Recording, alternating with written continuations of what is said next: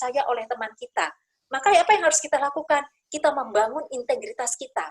Kita adalah orang yang jujur, kita adalah orang yang siap mendukung, kita adalah orang yang bisa kapan saja mereka bisa cerita, kita adalah orang yang siap kapan saja mereka butuhkan, jadi kita kapan saja bisa membantu mereka. Nah, hal-hal yang seperti itu harus ada, harus kita hadirkan dalam keseharian hidup anak. Dan pada saat kita hadir dalam keseharian hidup anak, saat itulah anak-anak kita muncul rasa percayanya kepada kita. Jangan sampai rasa percaya anak kita itu teralihkan kepada yang lain. Karena misalnya ibunya bekerja, kemudian orang tuanya, ayahnya bekerja, sibuk sekali mulai dari pagi sampai malam, sehingga yang hari-hari mendampingi anak itu adalah asisten, atau pengasuhnya, atau neneknya. Pasti itu yang akan muncul pada anak-anak kita. Mereka ketergantungannya atau rasa percaya itu adalah kepada orang yang sering hadir pada saat mereka membutuhkan. Sehingga di usia 0-2 tahun, seorang ibu harus menguatkan bonding dengan anak-anaknya. Demikian juga ayah. Agar apa? Agar anak-anak itu betul-betul percaya kepada orang yang memang tepat, yaitu orang tuanya. Nah, di usia 2-3 tahun, menurut Erikson, anak memasuki yang disebut dengan tahap otonomi. Apa itu tahap otonomi? Tahap otonomi itu adalah tahap kemandirian. Sehingga di usia anak-anak 2 tahun, apa yang bisa anak lakukan sendiri, harus kita kasih kesempatan. Jadi anak-anak itu jangan banyak dilayani. Perlahan-lahan kita dukung mereka, agar mereka itu punya kecakapan untuk melakukan segala sesuatunya, memenuhi kebutuhan mereka sesuai dengan usia mereka, tentunya. Karena apa? Karena ketika kita memberikan tanggung jawab yang di luar dari porsinya, pasti itu akan menimbulkan frustasi pada anak. Kalau frustasi, anak itu biasanya kan frustasi terjadi ketika anak itu gagal melakukan sesuatu. Lalu anak frustasi. Kalau anak sudah frustasi, anak merasa saya ini tidak bisa apa-apa. Saya tidak punya satu kemampuan untuk melakukan atau menyelesaikan satu masalah. Nah, ini akan berpengaruh terhadap percaya dirinya dan akan berpengaruh terhadap tahap inisiatifnya dan nanti akan berpengaruh terhadap tahap pembentukan konsep dirinya. Itu nanti di usia 12 tahun. Nah, dengan demikian kita harus tahu apa yang harus kita lakukan pada saat anak-anak kita sudah memasuki usia 3 tahun. Nah, tugas perkembangan anak usia 3 tahun itu apa saja sih? Di sini saya menuliskan listnya, ya. Kalau Ibu mau lebih lengkap lagi untuk setiap aspek, Ibu bisa lihat, mencarinya. Di situ ada lebih detail bagaimana bahasanya, bagaimana kognitifnya, akan terlalu panjang kalau saya tuliskan di sini. Saya hanya memberikan gambaran saja seperti apa anak-anak di usia 3 tahun, performnya itu harus bagaimana. Nah, usia 3 tahun, perkembangan fisik anak itu sangat pesat.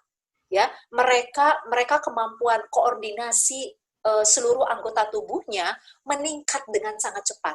Sehingga yang asalnya mereka tidak bisa menendang, yang asalnya mereka tidak bisa melempar bola, nah, itu akan terlihat di usia-usia tersebut.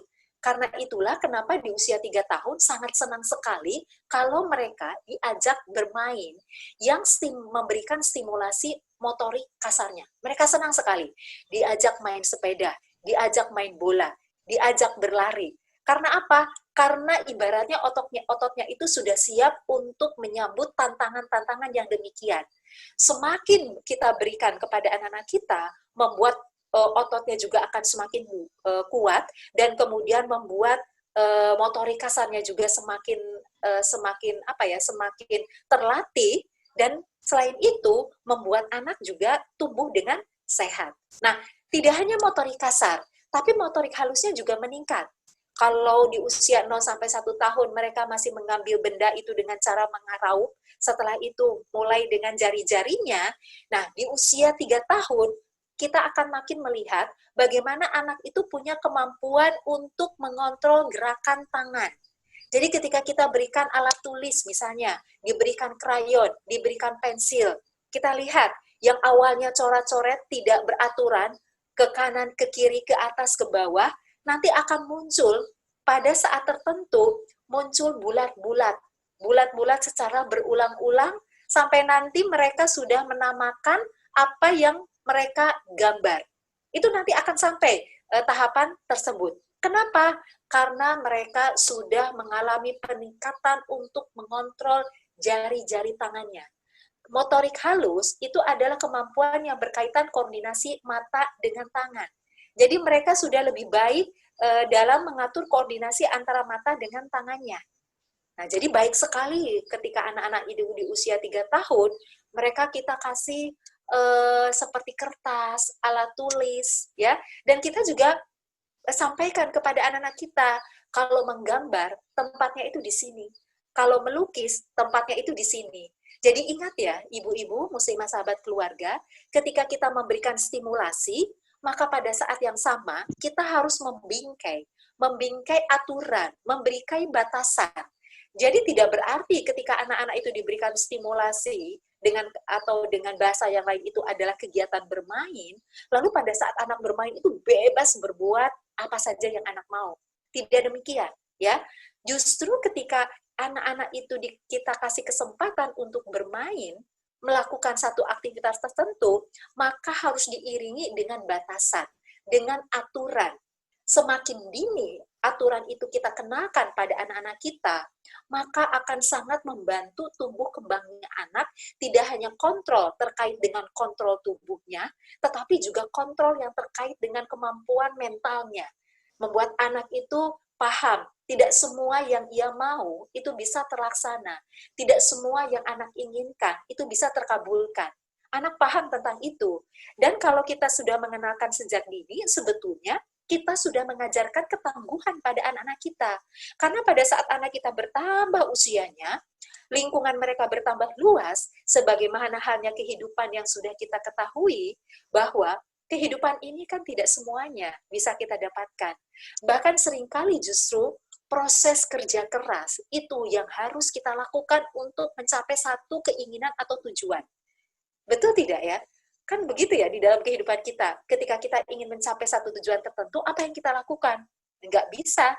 Hari ini mau, lalu besok terlaksana. Kebanyakan sesuatu tujuan yang besar membutuhkan proses yang harus dilalui dengan sabar, dan prosesnya itu harus berkualitas. Karena itulah anak-anak kita perlu, Bu, dikenalkan kepada mereka ada aturan, ada batasan.